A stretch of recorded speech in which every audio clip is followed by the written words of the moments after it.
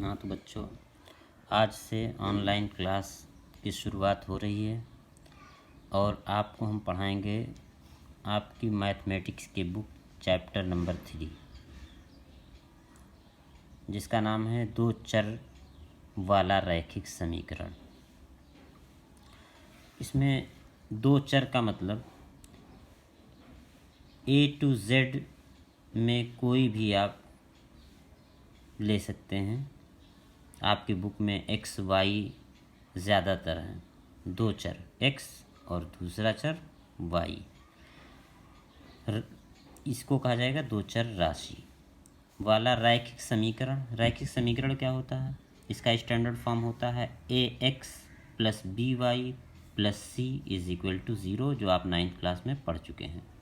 इसमें रैखिक इसलिए क्योंकि इसमें x की घात 1 है और y की घात 1 है, इसलिए ये रैखिक समीकरण कहलाता है।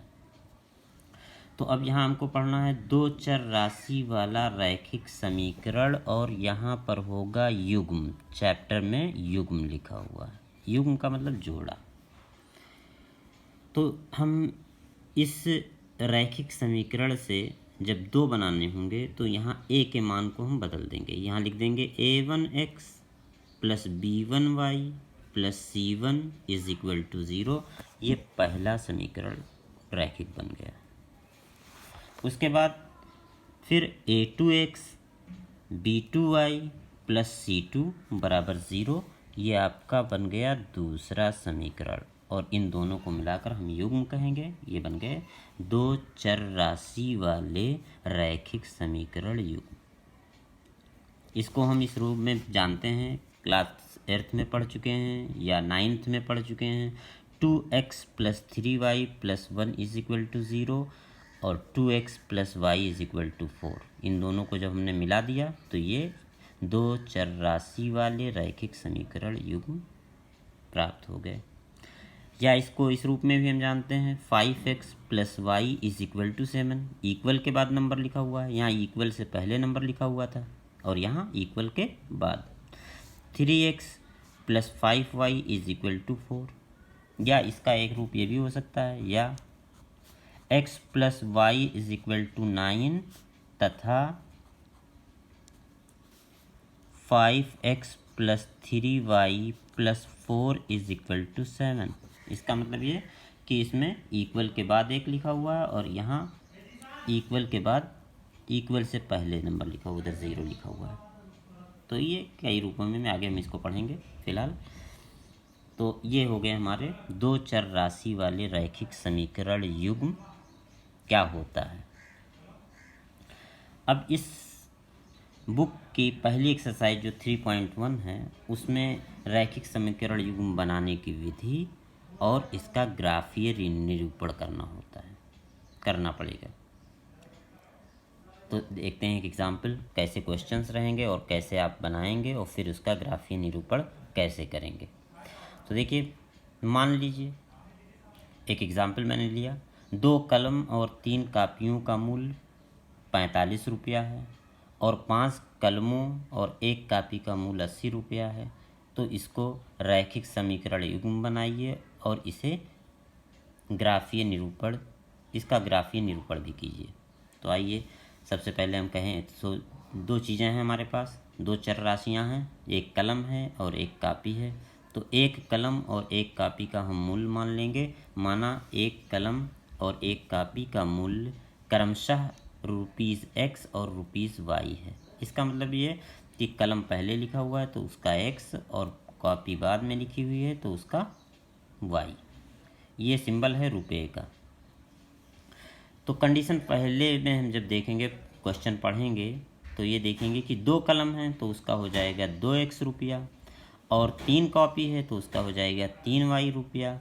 अब दोनों को मिलाकर 45 रुपये खर्च हो रहे हैं तो इसको एक समीकरण बना लेंगे, 2x प्लस 3y बराबर 45।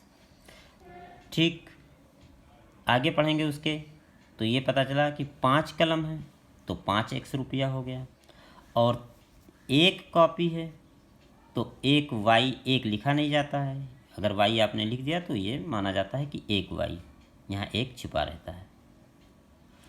तो 5 कलम और 1 कॉपी का मूल्य 80 रुपये है। तो हमने 5x + 1y बराबर 80 रुपया। इन दोनों को मिलाकर ये दोनों युग्म बन गए।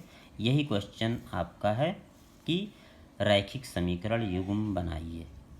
अब इसका ग्राफीय निरूपण कैसे करेंगे। 9th क्लास में हम एक समीकरण का ग्राफीय निरूपण कर चुके हैं। क्या करते थे इसमें, सबसे पहले हम इसमें जो इक्वेशन लिखी हुई थी उसको हम चाहे x को या y को, किसी को एक को बराबर के एक तरफ रखते हैं और दूसरे चर राशि को बराबर के दूसरी तरफ ले जाते हैं। तो हमने यहाँ x को रोक लिया और y को इधर ले आए। प्लस साइन था तो इसको हमने माइनस साइन कर दिया। अब ये हो गया x = 45 - 3y और अपॉन 2 इसलिए क्योंकि यहाँ 2 से मल्टीप्लाई था, यहाँ आकर डिवाइड कर दिया। इसके लिए एक मैंने बॉक्स बना लिया और 2 पॉइंट लिख लिए, एक a लिख लिया और दूसरा b लिख लिया। अब हम x के मान को, अगर a पॉइंट आपको निकालना है तो ये देखिए यहाँ x के, यहाँ y लिखा हुआ है बराबर के इस तरफ, तो y के मान को कुछ भी हम ले सकते हैं, 0 ले सकते हैं, 1 2 3 4 5 अपने सुविधा अनुसार। हमें लगा कि ये बड़ी गिनती है तो इसमें हम बड़ी गिनती मान लिया, 5 ले लिया। तो 3y लिखा था तो 3 से गुणा कर लिया, 3 × 5 = 15। यहाँ घटाया 30 आया, 30 को 2 से भाग किया, 15 आ गया। तो जब y का मान मैंने 5 रखा तो x का मान 15 आ गया। ये मैंने एक a पॉइंट में लिख लिया। जब y का मान 5 रखा तो x का मान 15 आ गया। ठीक ऐसे ही b पॉइंट के लिए भी करेंगे। अब हम b पॉइंट के लिए y का मान 15 रख लें या कुछ भी रख लें, जो कि 2 से जब सरल करें यहाँ ऊपर तो 2 से वो डिवाइड हो जाए, दशमलव में ना आए या बटे में न रह जाए, ये ख्याल रखेंगे। यहाँ मैंने जब y का मान 15 रखा तो x का मान 0 आ गया, तो ये दूसरा पॉइंट मिल गया, 0 और 15।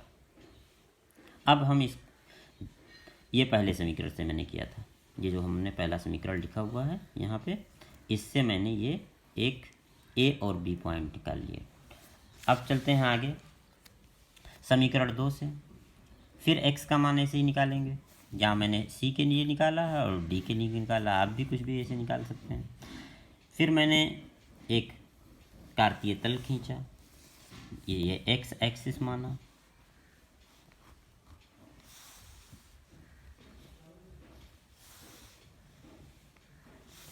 और ये y एक्सिस मान लिया, एक x एक्सिस और एक y एक्सिस।